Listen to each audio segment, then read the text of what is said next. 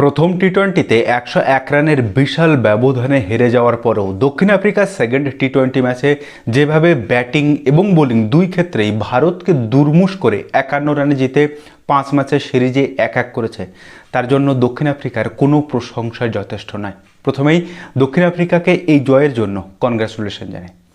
কিন্তু আজকের ম্যাচে ভারত যে লেভেলের বোলিংটা করেছে সেটা আমি বহুদিন ভারতীয় ক্রিকেটে দেখিনি। এবং যদি খুব ভুল না হয় তাহলে ফয়জাল ফারুকি, আফগানিস্তানের ওই ফয়জাল ফারুকির পরে দ্বিতীয় লংগেস্ট ওভারটা করলো আমাদের টি-টোয়েন্টি ক্রিকেটের সব থেকে বেশি উইকেট পাওয়া অর্শদীপ সিং তার ঘরের মাঠে। এক ওভারে 7টা ওয়াইড বল, এবং গোটা ম্যাচে যদি দেখেন ভারত 22 রান এক্সট্রা দিয়েছে, যার মধ্যে 16টা ওয়াইড বল। অর্থাৎ যদি আপনি অ্যাপ্রক্সিমেটলি ধরেন তবে ভারত কিন্তু 23 ওভার বল করেছে, যেখানে দক্ষিণ আফ্রিকা 214 রান তুলেছে। এবং আমাদের আর এক বোলার জসপ্রীত বুমরা, যিনি ইয়র্কারের জন্য প্রসিদ্ধ বিশ্ব ক্রিকেটে, আজকে তার ইয়র্কারই পড়েনি। প্রায় প্রত্যেকটা বল কিন্তু তার লো ফুল টাচ পড়েছে, এবং অর্শদীপ সিংয়েরও তাই। যারা দুজন ইয়র্কারের জন্য প্রসিদ্ধ তাদের দুজনেরই বল ফুল টাচ পড়েছে। আমি এরকম ম্যাচ কখনো দেখিনি যেখানে জসপ্রীত বুমরার 10টা বলের মধ্যে 8টা বল ফুল টাচ পড়ছে। এবং এর মধ্যে থেকে যদি সবথেকে ভালো বল কেউ করে থাকে সেটা হচ্ছে বরুণ চক্রবর্তী। 4 ওভারে 29 রান দিয়েছে, 2টো উইকেট নিয়েছে এবং 2টো দুর্দান্ত উইকেট। এবং যদি খেয়াল করে দেখেন তবে এই বরুণ চক্রবর্তীর বোলিংটা 2025 সাল বা এই যখন টি-টোয়েন্টিতে তিনি যখন সেকেন্ডবার ফিরে এলেন, তার বেশিরভাগ বল কিন্তু প্রায় 50%-এর উপরে বল কিন্তু স্টাম্পে ফিনিশ হচ্ছে, আর 50% বল স্টাম্পের আশেপাশে। তবে আজকে ভারতের বোলিংয়ে এরকম যাচ্ছেতাই হওয়ার পরেও ব্যাটিং কিন্তু আরও খারাপ হয়েছে। প্রথম টি-টোয়েন্টি ম্যাচে হার্দিক পান্ডিয়া একা কুম্ভের মতো দাঁড়িয়ে 58 রানের ইনিংসটা খেলে ভারতকে নিরাপদ স্থানে পৌঁছে দিয়েছিলেন। কিন্তু ভারতের বোলিংটা ভালো হওয়ার কারণে আমরা কিন্তু সেই ফাঁক ফোকরগুলোকে ইগনোর করে দিয়েছিলাম। কিন্তু দ্বিতীয় ওয়ানডে ম্যাচে ভারত যখন একটা বিশাল রানের লক্ষ্যমাত্রা 214 রানের লক্ষ্যমাত্রা তাড়া করতে গেল, সেখানে কিন্তু ভারতের সেই ব্যাটিং অর্ডারের ফাঁক ফোকরগুলো কিন্তু স্পষ্ট হয়ে গেল। কিন্তু এদিনকারও ম্যাচে গোটা ব্যাটিং অর্ডারে একজনই একা কুম্ভের মতো দাঁড়িয়ে থাকলেন, তিলক বর্মা।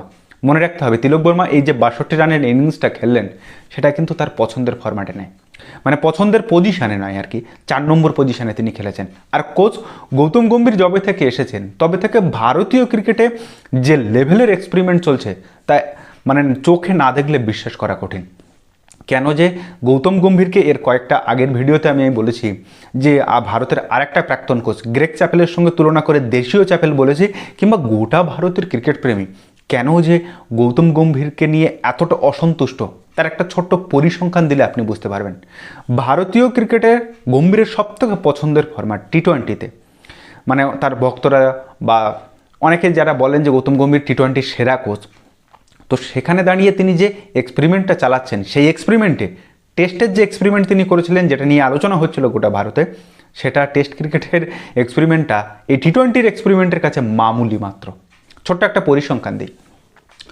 এখনও পর্যন্ত গৌতম গম্ভীর কোচ হয়ে আসার পর টি-টোয়েন্টি ক্রিকেটে 3 নম্বর পজিশানে খেলেছেন 7 জন ব্যাটার, 4 নম্বর পজিশানে খেলেছেন 9 জন ব্যাটার, 5 নম্বর পজিশানে খেলেছেন 10 জন ব্যাটার, আর 6 নম্বর পজিশানে খেলেছেন 9 জন ব্যাটার।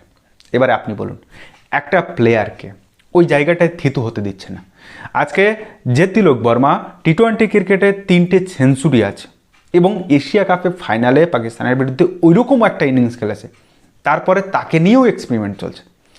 অলরেডি সঞ্জু স্যামসন বাইরে বসে আছে, রিঙ্কু সিং ফিনিশার সেখানে সুযোগ পাচ্ছে না, বারবার ফ্লপ করছে কোচ মানে অধিনায়ক সূর্যকুমার যাদব, অন্যদিকে ওপেনার শুভমন গিল, কিন্তু একই বারবার সেইখানে খেলেই যাওয়া হচ্ছে। মানে ঠিক কী যে করতে চাইছেন তিনি ভারতীয় দলটাকে নিয়ে, তা সত্যি মানে বোধগম্য হচ্ছে না আমার। আপনারা যদি কেউ বুঝতে পারেন আজকের ম্যাচটার কথাই ধরুন, 3 নম্বরে অক্ষর প্যাটেলকে কেন নামাবো? হ্যাঁ, যখন আমার রান কম থাকবে সেই জায়গাটায় আমি একটা ফাটকা খেলতে যাব, কিন্তু 214 রানের একটা লক্ষ্যমাত্রা, এটা তো যাচ্ছে তাই নাই, 10 করে মানে প্রতি ওভার প্রতি রান নিয়ে যেতে হবে। সেখানে মানে অক্ষর প্যাটেলকে 3 নম্বরে নামাবো? 21 বলে 21টা রান করে শেষ যখন আউট হচ্ছে তখন কিন্তু অনেকটাই ভারত ব্যাকফুটে চলে গেছে। আজকে যদি 3 নম্বরে তিলক বর্মা নামতো, 3 নম্বরে 4 নম্বরে নেমে ওই রকম 62 রান করেছে, সবথেকে বেশি স্ট্রাইক রেট 182 না 85, সেখানে তিলক বর্মা যদি 3 নম্বরে নামতো তাহলে কিন্তু ইনিংসটা আরও ভালোভাবে তিনি সেটেল করতে পারতেন। হ্যাঁ, তাই বলে দক্ষিণ আফ্রিকার বোলিংটাকে আমি একেবারে খাটো করছি না, কারণ বাটম্যান বলুন, জনসন বলুন, এনগিডি এদিনকারও প্রত্যেকে কিন্তু দারুণ বল করে ভারতকে চেপে ধরেছিল। যেভাবে দলের কম্বিনেশনটা বারবার ভেঙে চুরে চুরমার করে দিচ্ছেন, কোনো জায়গা নেই। তাই বলে কি শুধুমাত্র কোচ গৌতম গম্ভীরের একা দোষ? একেবারেই না। আজকে প্লেয়াররা যে ধরনের পারফরমেন্স করেছে, বোলিং বলুন কিংবা ব্যাটিং, একেবারে যাচ্ছে তাই। অর্শদীপ সিং 54 রান খেয়েছে, বুমরা 45। এদিকে একমাত্র যে ওভারটা করলো অর্শদীপ সিং, 11তম ওভার, মানে সত্যি এটা এক্সপেক্ট করিনি আমি অন্তত অর্শদীপ সিংয়ের কাছ থেকে। 7টা ওয়াইড বল করেছে এবং সেই ওভারটায় প্রায় সম্ভবত 16 কিংবা 17 রান। তার পরবর্তীতে আপনার বরুণ চক্রবর্তী এবং অক্ষর প্যাটেল এসে 16-17 নম্বর ওভারে 4 করে 8 রান দিল, কিন্তু লাস্ট 3 ওভারে ভারত খেয়ে গেল 49 রান। না বুমরার ইয়ারকার পড়লো, না অর্শদীপের ইয়ারকার পড়লো।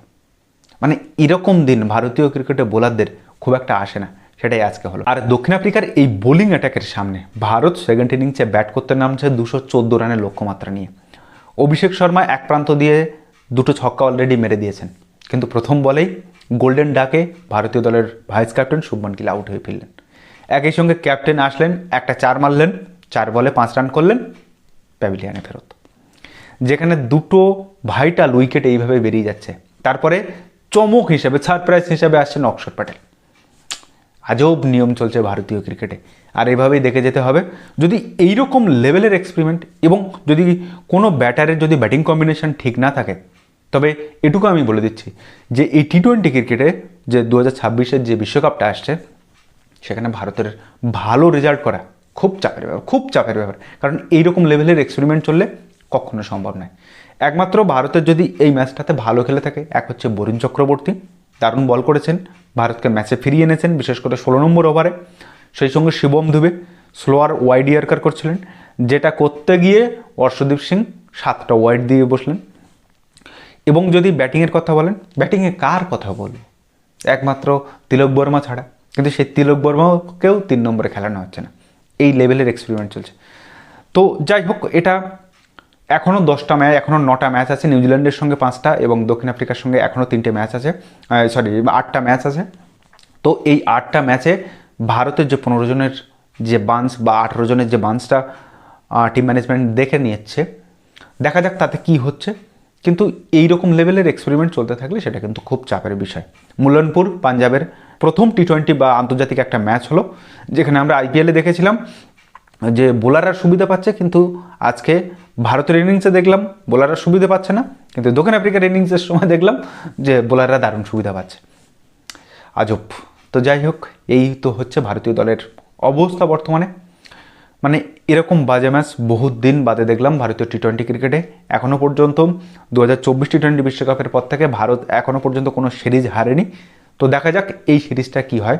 তবে দক্ষিণ আফ্রিকা যেভাবে ফাইট ব্যাক করে ফিরে এসেছে সিরিজে, সেটা প্রমাণ করে যে এই দক্ষিণ আফ্রিকা দলটা কিন্তু অন্য দক্ষিণ আফ্রিকা দলের থেকে অনেক ডিফারেন্স আছে, এবং তারা এমনি 2024 টি-20 বিশ্বকাপের ফাইনাল খেলেনি, তারা কিন্তু সেটা প্রমাণ করেছে। এখনও এই দলে অনেক প্লেয়ার আসেনি, ক্লাসেন আসে, স্টাফস ঢুকবে, কিংবা আপনার হচ্ছে রাবাডা ঢুকবে। তো দেখা যাক এই তুল্যমূল্য লড়াইয়ে ভারত নিজেদেরকে এই 8টা ম্যাচের মধ্যে কিভাবে নিজেদেরকে আরও গুছিয়ে নিতে পারে।